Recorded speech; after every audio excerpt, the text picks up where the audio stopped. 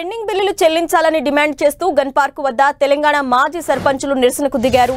Gun park వద్దకు పెద్ద సంఖ్యలో మాజీ సర్పంచులు చేరుకున్నారు. పెండింగ్ బిల్లులపై ప్రభుత్వం స్పందించాలని డిమాండ్ చేస్తున్నారు. దాదాపు 1200 కోట్ల బిల్లులు పెండింగ్ లో ఉన్నాయని చెప్తున్నారు. బిల్లు క్లియర్ చేయకపోతే లోక్సభ ఎన్నికల్లో సర్పంచులందరూ నామినేషన్లు వేస్తామని హెచ్చరించారు. గత ప్రభుత్వం బిల్లులను క్లియర్ చేయలేదని, కాంగ్రెస్ ప్రభుత్వం కూడా తమను పట్టించుకోవటం లేదని తెలంగాణ సర్పంచుల సంఘం అధ్యక్షుడు యాదయ్య గౌడ్ ఆవేదన వ్యక్తం చేశారు. దీంతో గన్ పార్క్ వద్ద భారీగా పోలీసులు మోహరించారు. పెండింగ్ బిల్స్ ఇవ్వడం లేదు. గత ప్రభుత్వాన్ని కూడా అనేక మార్లు మాట్లాడడం జరిగింది. గత ప్రభుత్వం కూడా ఈ ప్రభుత్వం వచ్చిన తర్వాత 2 నెలలు అవుతుంది.